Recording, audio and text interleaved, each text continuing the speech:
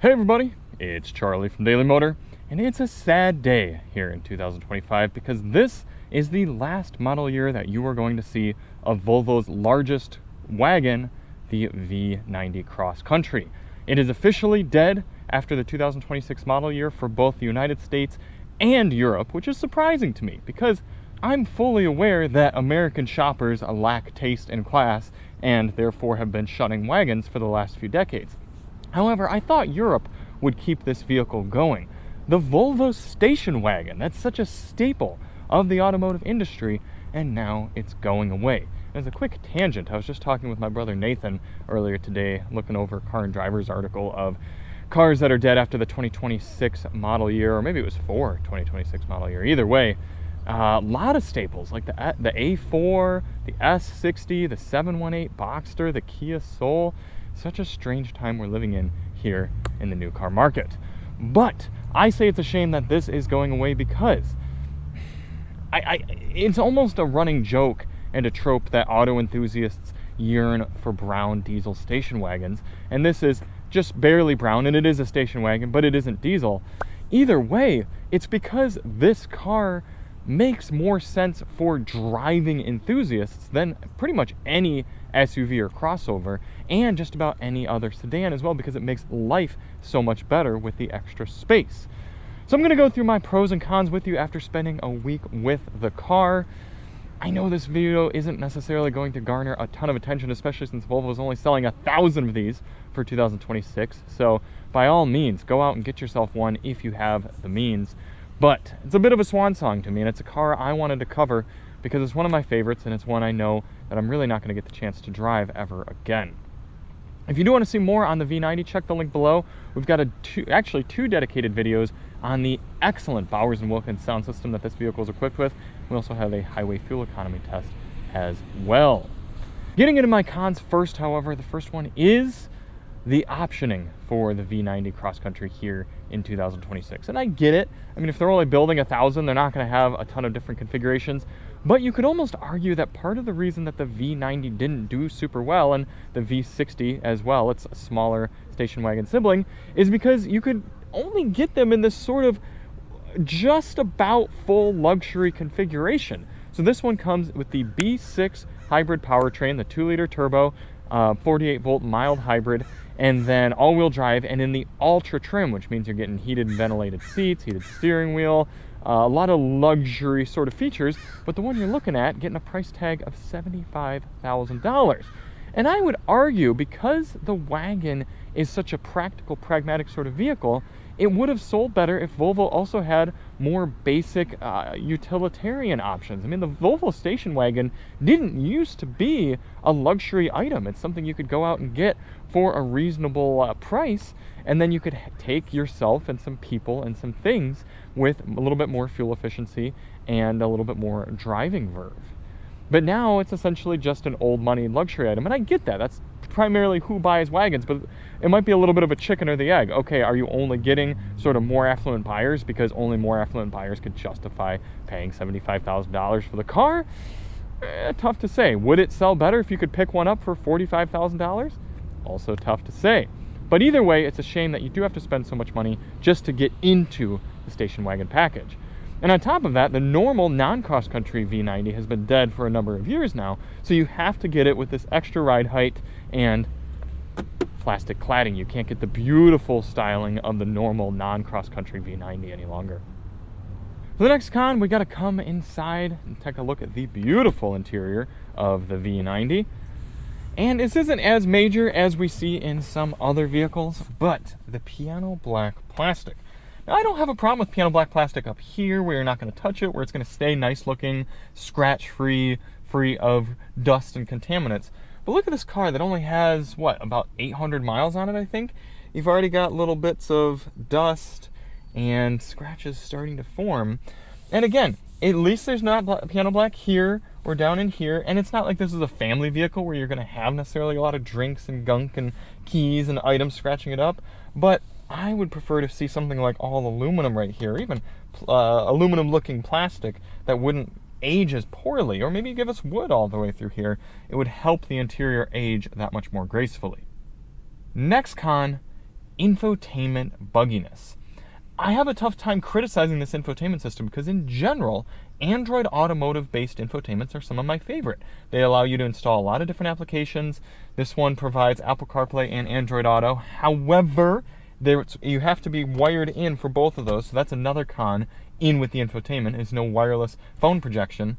But the fact that we've got the climate controls built into the screen, the fact that I've had certain items of the screen not work throughout my time with the car, it takes away from such an easy, usable experience in this car to have an infotainment system that still, here in 2026, doesn't feel fully baked or fully matured.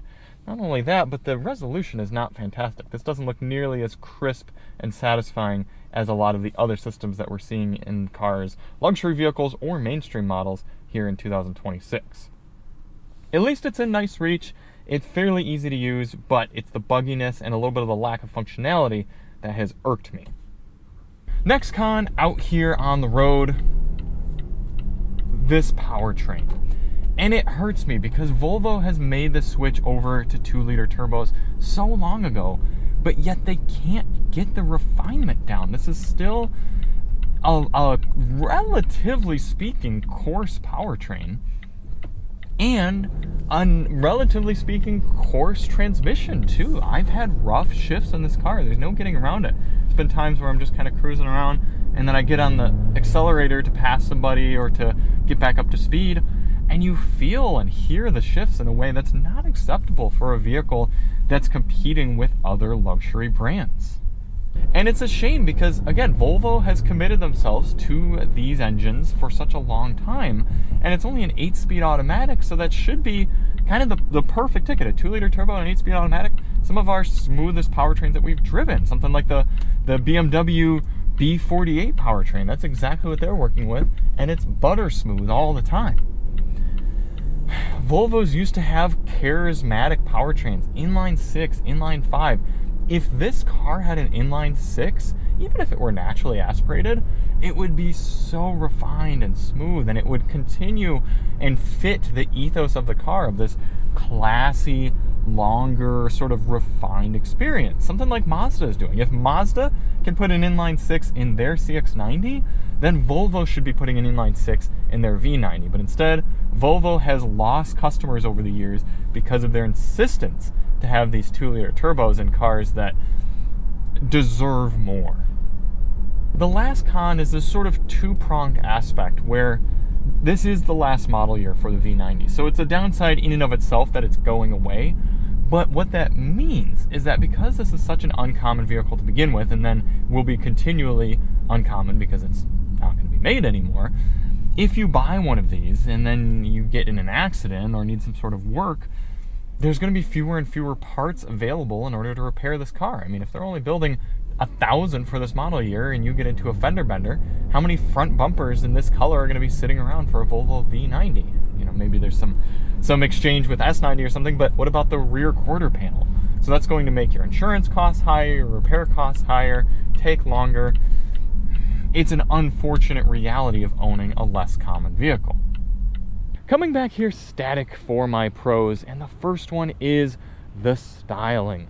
This is such a distinctive car to me, and despite this general Thor's hammer design of Volvo's products being admittedly a little bit aged at this point, early 2010s when we were seeing the XC90 come with the styling, I still love it. It's still such a nice balance to me between handsome, aggressive, round, progressive. Everything about this car to me is attractive. Now, admittedly, I would like it without the plastic cladding and just a normal V90 look, but still, inside and out, such a nice, handsome packaging. Whenever I see an S60 or an S90 or a V60 or a V90, or even really an XC90 out on the roads, I go, that is a good looking car. And then look at this interior, this dark chocolate leather, nice wood grain that matches, tasteful kind of metal looking bits. Very nicely styled inside and out. Big fan. Next pro, the sizing. To me, for a family of 3 or 4, this is the perfect sized vehicle. The front, obviously plenty of room for adults, no surprises there. What matters a little bit more is the back. Let me go to the other side because my backpack's in here. get into the back seats. Now, admittedly, if you're loading car seats in here, the door doesn't open particularly wide, so it is a little bit tough to get rear-facing car seats in. But you get in, and myself as a 5'10" adult with my seat set for a 5'10" adult, tons of leg room, tons of foot room, knee room, headroom, sitting up very comfortably. The seats have a nice recline to them. Flip down armrest, very wide, good cup holders, air vents, power points, heated seats, everything you want back here. And look at this, air vents in the B pillar. So I'm getting air from 2 places back here. And if you had a child sitting in a car seat forward facing, they're going to get air on them. Obviously not as rear facing, but very nice sizing and functionality here. And then we get into the trunk area, the cargo area. And this is where wagons really start to shine. So you got the kick open lift gate, and then very, very low load height, almost down to my knees. Huge amount of space right here. And if we fold the seats, you get a practically entirely flat load surface. I could lay down and sleep back here if I needed to. We actually picked this car up from the airport with myself, Alyssa, and Eve. She was in the back with her rear-facing car seat, and we had luggage for 3 people and 11 days fit back here, no problem. So 3 carry-on bags and 3 backpacks fit in the vehicle, no problem. And Volvo still even gives you a compact spare tire and just a tiny bit of storage back here for some maybe jumper cables and a little emergency kit in there. Very thoughtful, very nice sizing, going to allow you to do a lot of life with this vehicle. And you do have the flush mounted roof rails on top if you want to mount anything, and because it's a wagon, you can actually easily reach up and put something in there as opposed to a crossover that you're going to have to be taller. Oh, and little bonus for the functionality, proxy key on the rear doors, which is very nice because you could lock it, walk away, you could come back, unlock it, put a child or a backpack in the back, and get in the front. Very functional vehicle. The next pro, getting back on in here, is the sound system.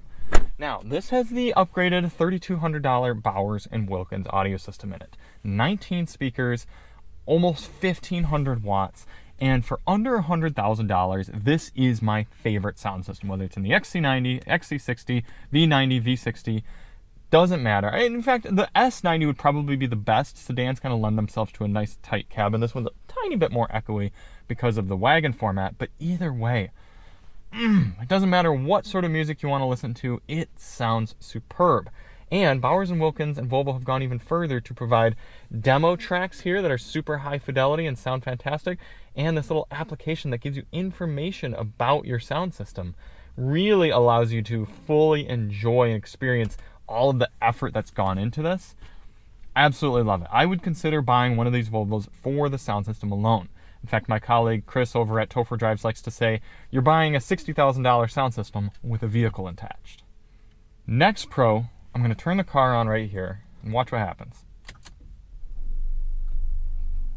The engine simply comes to life, and that's because we have a 48-volt mild hybrid system in here, which means the starter is significantly more powerful than a 12-volt system, meaning you don't hear that sort of starting experience from the starter. The engine simply turns on.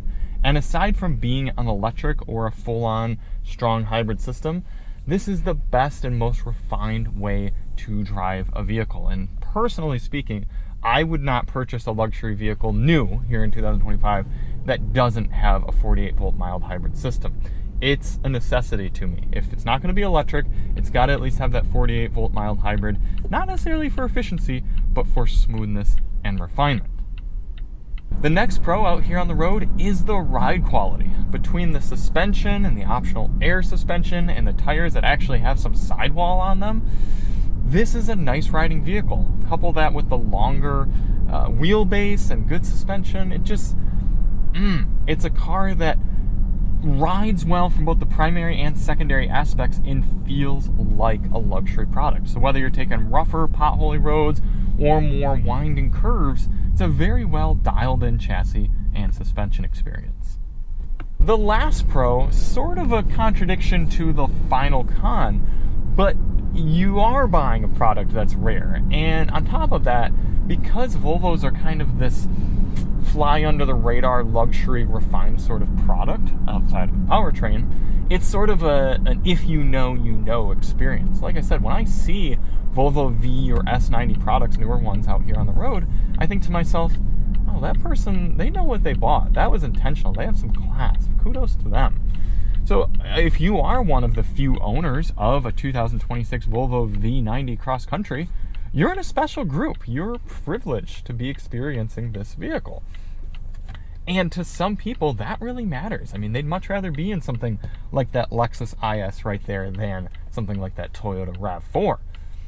And for those type of people, those discerning buyers, this V90 is an awesome choice. So, wrapping up my thoughts here on Volvo's last wagon, the V90 Cross Country. It's a sad end of an era. It really is. Modern Volvos have always been a nice place to be, and they've always had a unique character. And then classic Volvos, same deal. There's a uniqueness to them, a certain Swedishness. And for those of you who really know me, you'll know that that goes even deeper for me because I am a fan of Sweden. I actually studied Scandinavian studies in school. I've been to Sweden multiple times. Jag talar svensk. I speak a degree of Swedish. So the fact that the last two Volvos I've driven have been this absolutely fantastic and charismatic V90 and then the essentially Chinese knockoff, the XC30, it saddens me because this is leaving the new car market. I mean, this Volvo as we know it is essentially dead. Maybe I'll be proven wrong with the EX90, but I don't have my hopes up. Now, fortunately, we do have the Volvo XC90 that is redesigned and they're obviously committed to for a little while longer, so maybe that'll give me a little hope. But there's something in and of itself about the wagon, the station wagon, that speaks to Volvos and previously Saabs as well. So the fact that that's leaving us not only here in America but worldwide, it's not good, man. It's not good, and it's sad to me. So I'm going to put this car on the Daily Motor leaderboard here when we get static, and I'm really curious where it's going to go because I don't think it deserves top, but it's definitely going to be up there. So let's get parked here and see what happens. Here we are, current leaders of the Daily Motor leaderboard: Ford F-150, Hyundai Santa Fe, and Honda Passport. $75,000, which means we're comparable to the F-150s. We drove quite a bit more than the Santa Fe and the Passport, similar to the Gladiator and Armada. M340i. Would I take this or not? I'd take this over the M340i. Here's where we're going. We're going all the way up here into 4th place behind the Honda Passport and above the Jeep Gladiator. And if this car were just either slightly less expensive or slightly more refined from a powertrain perspective, that's it. It's probably the best car on the market. But few just minor faults there. But you got to realize the Volvo S60 won Daily Motor Car of the Year a few years ago. When it comes to buying a new vehicle, if you're not going to be smart and buy used, if you're going to spend the money and buy new, why wouldn't you get something like this that's just so special? Bummer that it's going away. So thank you all so much for watching. If you do want to see more on the Volvo V90, check the link below for our Bowers & Wilkins sound system reviews. I don't think you'll regret it. And we'll see you on the next one. I'm Charlie from Daily Motor, and as always, drive on.